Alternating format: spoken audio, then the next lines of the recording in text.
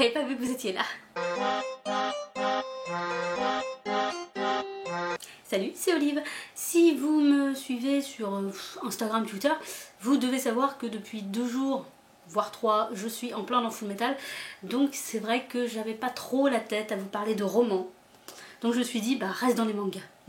Et comme j'aime bien faire dans la simplicité, je me suis dit que ce serait marrant de faire un tag sur le manga justement. Mais en cherchant sur YouTube, bah, j'ai réalisé qu'il n'y avait pas beaucoup de tags destinés au manga, en tout cas dans tout ce qui est booktube français, francophone. Alors soit j'ai très mal cherché, soit il n'y a effectivement que 2 tags qui sont repris sans arrêt et qui reprennent, si j'ai bien vu, à peu près les mêmes questions. Ce qui fait que je me suis tournée vers le tag le plus repris, en tout cas le plus visionné à ce jour pour moi, qui est le tag Instant Manga. Donc je vous invite à vous installer dans votre siège et voilà, nous pouvons parler manga à présent. Je suis de retour avec mon acolyte au téléphone pour commencer avec la première question. Combien de mangas possèdes-tu? Alors ça commence bien, parce que déjà dès la première question il faut faire des maths, et je déteste les maths. Mais pour répondre approximativement, j'ai compté mes mangas il y a de ça plusieurs années. Si je me souviens bien, c'était ma première année de fac, donc ça remonte un peu, et à l'époque je devais en avoir un peu plus de 600. Du coup je pense qu'on peut rajouter une bonne centaine de mangas en plus. Et encore je suis gentille. Je pense que je me voile un peu la face.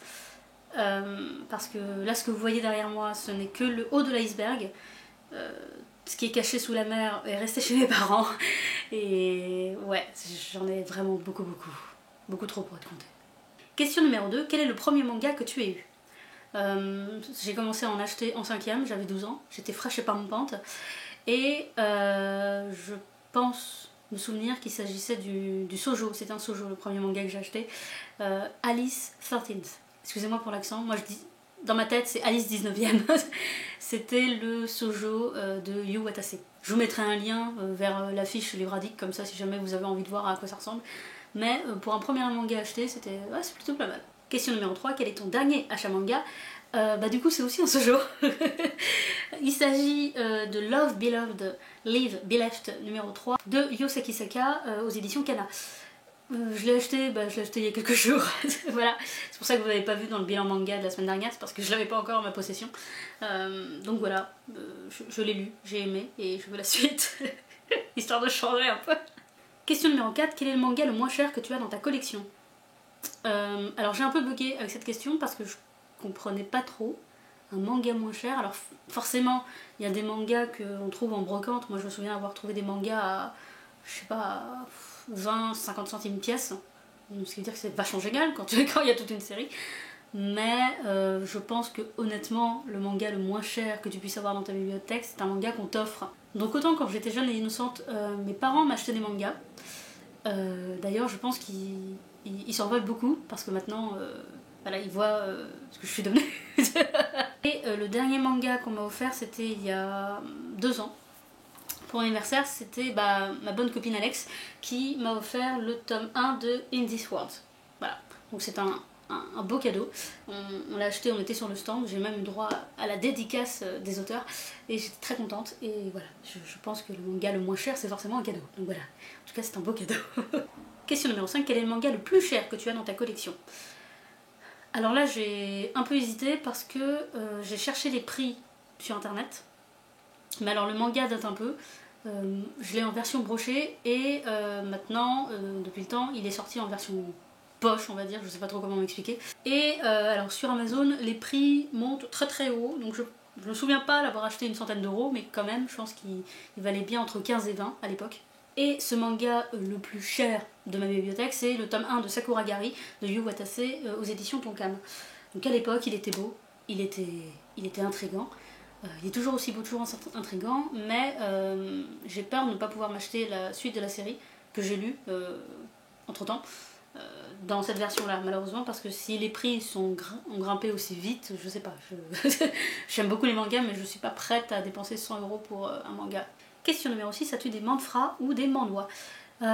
J'ai quelques manhwas mais pas chez moi, enfin pas ici en tout cas parce que je manque de place. J'ai la série complète des Pink Diary qui était sortie quand j'étais fin collège début lycée si je me souviens bien, Je dois avoir les 8 premiers tomes de Dreamland, que franchement je kiffais bien et qu'il faudrait que j'achète la suite depuis le temps. Pour ce qui est des manhwa, je me lance un peu plus dans le genre ces dernières années. J'en ai lu quelques-uns en bibliothèque et je commence à en acheter. Donc il y en a un que vous connaissez déjà, c'est Meiland Fang. Et il s'agit du tome 1 de Joker Danny, toujours aux éditions Urban China. J'aime beaucoup les manhwa parce que déjà, graphiquement parlant, ils sont quasiment tous très très beaux. Et surtout, je trouve que l'ambiance est différente d'un manga. L'ambiance est plus... peut-être pas plus posée, mais il y a quelque chose de plus doux. C'est pas aussi agressif que peut l'être un manga. Parce qu'il y a des mangas qui sont très doux, hein, je dis pas, mais en tout cas dans beaucoup de mangas que j'ai, le lecteur est souvent agressé. Question numéro 7, as-tu un manga collector ou rare? Je suis désolée, je vais vous représenter le même manga que je vous ai présenté il y a 2 minutes, ce qui fait que c'est en fait le premier tome de Sakura Kari de Yu Watase aux éditions Tonkam. Je dis pas qu'il est rare, mais pour essayer de trouver depuis plusieurs années la suite en librairie, j'ai du mal. Question numéro 8, quel est le ou la mangaka dont tu as le plus de séries? Sans réflexion aucune, la mangaka dont je suis archi fan, que j'ai toutes ces séries, que si je pouvais lire le japonais, j'achèterais ces séries japonaises aussi, c'est Hiromu Arakawa, l'auteur de Fullmetal. Voilà, je suis une fan inconditionnelle. Mais oui, très clairement, Hiromu Arakawa est mon maître à penser. Question numéro 9, quelle est ta couverture préférée parmi tes mangas? Là, j'ai eu du mal, parce qu'il y a beaucoup de mangas qui sont très beaux, graphiquement, mais bon, une belle couverture, ça suffit pas. Je trouve qu'il y a besoin, c'est comme un livre, c'est comme un roman, je veux dire, il y a besoin de quelque chose derrière. Donc automatiquement, je suis tournée vers mes séries préférées, mais même là, j'ai eu du mal, et finalement, je me suis tournée vers une série que j'adore, beaucoup beaucoup. Il s'agit de la couverture du tome 16 de Degreman, de Katsura Oshino, aux éditions Glénat. Pourquoi j'aime cette couverture? Déjà parce qu'elle est belle, hein, faut le dire.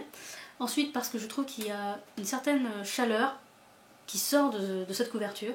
Je sais pas, il y a beaucoup d'affection qui en sort, qui en découle. Et surtout, je l'aime parce qu'elle montre l'évolution graphique du manga. Et un truc que j'adore, c'est voir l'évolution des personnages, d'accord, dans leur mental, dans leurs actions et tout ça, mais aussi l'évolution des personnages graphiquement. J'adore voir le dessin changer sous mes yeux, et dans Degreman, c'est encore plus apparent. Parce que vraiment, entre le premier tome et le dernier tome là, qui va sortir cette année, on sent qu'il y a eu des nivels atteints hein, depuis. Et je trouve que ce tome 16 montre bien la maturité de l'auteur, enfin de son dessin en tout cas. Et c'est pour ça que j'aime beaucoup cette couverture. Voilà, tout simplement. Question numéro 10, as-tu un manga nostalgique? Et finalement, je me suis tournée vers une série que j'ai découverte quand j'étais au collège. Je me souviens que j'étais en vacances. Et dans la petite librairie du petit village où j'étais, incroyable mais vrai, il y avait les 3 ou les 4 premiers tomes de disponibles. Et donc je l'avais acheté. Et à l'époque déjà je lisais des trucs vachement chelous. Et ce manga c'est Sous un rayon de lune d'Ako Shimaki. Voilà, là je me cache plus, hein, je triche ouvertement. Aux éditions J'ai lu. C'était un shoujo qui reprenait la légende d'une Genji Monogatari, mais à l'époque actuelle. Donc pour faire grosso modo, le Genji, autrement dit le prince, dans la légende, se réincarne dans le corps d'un lycéen à l'époque actuelle. Ça se passait dans les années 2000. Et c'était une histoire d'amour tragique, sulfureuse, avec quelques scènes olé olé, et beaucoup de drame, beaucoup de tension. Et oui, franchement, c'est un manga qui m'a marqué. Comme c'est pas un shoujo classique, autrement dit, avec les fleurs, avec les grandes réflexions, machin, comme c'est un shoujo plutôt adulte, je pense que ça m'a marqué dans ma lecture des shoujo à venir. C'est pour ça que j'ai eu très très vite du mal avec les shoujo. Et surtout, ce manga est un manga nostalgique et un manga qui a marqué mon amour pour le Japon, parce que ça a été un premier pas vers la littérature japonaise. Puisque l'histoire du Genji Monogatari est une œuvre littéraire très connue au Japon et très importante dans la culture japonaise. Et oui, ça a été un premier pas vers cette culture-là, tout simplement. Depuis, j'ai trouvé le Genji Monogatari en livre. Celui-là, je sais qu'on me l'avait offert, parce que c'était une belle édition quand même. Et oui, je sais pas, ça a été un premier pas vers la culture japonaise assez important. Question numéro 11, un manga qui t'a mis dans tous tes états. J'ai plusieurs mangas qui m'ont mis dans tous les états, mon Dieu. Mais s'il y en a un que je devais citer qui m'a fait hurler de rire, qui m'a fait pleurer, qui m'a fait angoisser, qui m'a fait réfléchir, qui m'a fait devenir accro, c'est forcément lui. Voilà. Ah, je vous pas venir, vous attendiez à Innocent. Mais non, non, je vous l'ai dit, avant Innocent, il y a Full Metal. Donc forcément, Full Metal quoi. Voilà. Je tiens à vous prévenir. Je place Innocent dès que je le peux. Mais Full Metal, même si je ne peux pas le placer, je le place quand même. Vous êtes prévenus. Question numéro 12, le manga que tu aimes le moins dans ta collection. Question épineuse. Parce que les mangas que je n'ai pas aimés ou que je sens que je ne vais pas aimer, alors soit je suis intelligente sur le coup, ce qui fait que je ne les achète pas tout simplement, soit je m'en sépare. Je les donne en adoption chez Gibert. Et donc le dernier manga que je n'ai pas aimé et dont je me suis rapidement séparée après l'avoir lu, je l'ai quand même acheté parce que je voulais voir. Je l'ai lu attentivement, mais en fait dès les premières pages j'ai su que ça allait pas le faire. Et je me suis piégée toute seule parce que je voulais pas en parler à la base, parce que j'en ai entendu beaucoup parler sur d'autres chaînes Booktube, sur Twitter, sur les blogs que je suis.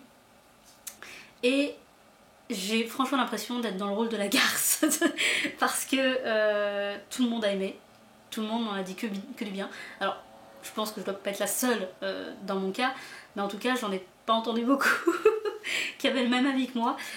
Et oui, et c'est pour ça que j'en ai pas parlé. Et que logiquement ce manga aurait dû apparaître dans un bilan lecture, mais à la dernière minute je l'ai supprimé parce que je n'aime pas casser un livre juste pour le plaisir de casser un livre, parce que je sais tout le travail qu'il y a derrière, tout l'amour de l'auteur qu'il y a pour généralement son œuvre. Et comme je n'arrivais vraiment pas à trouver ne serait-ce qu'un point positif, je me suis dit non, laisse-le de côté. Du coup, je vous vois trépigner d'impatience, hein, mais quel est donc ce manga dont tu n'as pas aimé l'histoire? Eh bien c'est un manga français, dont on a entendu beaucoup parler, que beaucoup attendaient avec impatience et que j'attendais moi-même avec impatience. C'est Alchimia de Samantha Bay. Voilà, donc je suis désolée. Je suis désolée, mais ça l'a pas fait. Question numéro 13, possèdes-tu un manga en VO? Oui, en VO, et pas seulement, parce que en fait j'ai une série que j'aime beaucoup. Ah, je vous avais prévenu, hein. Une série que j'aime beaucoup, et en fait, chaque fois que je vais dans un pays étranger, je m'achète un tome de la série dans la langue du pays. Ce qui fait que j'ai une bonne petite collection. Alors malheureusement je ne suis jamais allée au Japon et j'en crève d'envie, mais à l'époque j'ai des amis de la famille qui y sont allés et qui ont eu la gentillesse de penser à moi et qui m'ont ramené, alors à l'époque c'était en avant-première, le tome 17 de Full Metal Alchemist. Donc j'étais ultra excitée quand je l'ai eu, parce que je l'ai eu, il venait de sortir. Ce qui fait que je pense que l'éditeur à l'époque était encore en train d'y travailler. Donc je l'ai eu quelques mois avant tout le monde, donc je me sentais plus. Question numéro 14, as-tu des mangas ecchi ou hentai? Eh bien non, voilà, ma perversité n'a pas encore atteint ce niveau, donc j'ai du SAD dans ma bibliothèque, mais je n'ai pas de hentai. Et enfin, question numéro 15, ta maison d'édition préférée et celle que tu n'aimes pas? Elle est vachement méchante cette question. J'ai pas de maison d'édition préférée, forcément il y a des mangas que j'associe aux maisons d'édition, notamment Delcourt Tonkam avec Innocent et Kurokawa avec Full Metal. Là je suis purement vendue, donc voilà, j'adore ces maisons d'édition parce qu'elles ont apporté ces séries. Mais j'en ai pas une préférée que d'autres. Forcément il y en a quelques-unes, comme Kurokawa ou encore Kiyun, où quand ils annoncent une nouvelle série je vais regarder parce que je leur fais confiance. Mais si je ne devais en citer qu'une vraiment qui m'a beaucoup plu, je dirais que ce sont les éditions Komiku. Parce que même si c'est une jeune maison d'édition, je trouve que leurs choix éditoriaux sont vachement bien. Ils apportent du neuf dans le manga enfance, et je trouve que leurs choix sont toujours assez pensés. C'est souvent de très bonnes séries, et je commence à leur faire confiance comme Kiyun et Kurokawa. Voilà, je pense que il arrivera un temps où je fermerai les yeux et je prendrai tout ce qu'ils donneront parce que c'est trop bien. Ensuite pour la maison d'édition que je n'aime pas, il n'y a pas de maison d'édition que je n'aime pas. Forcément il y a des mangas que j'ai moins aimés chez des éditeurs ou autres, mais bon, même chez les grands éditeurs, enfin pour moi il y a des mangas que j'ai pas aimés. Donc non, je pense qu'un éditeur peut faire des erreurs, oui, du moment qu'il se rattrape, c'est plus important.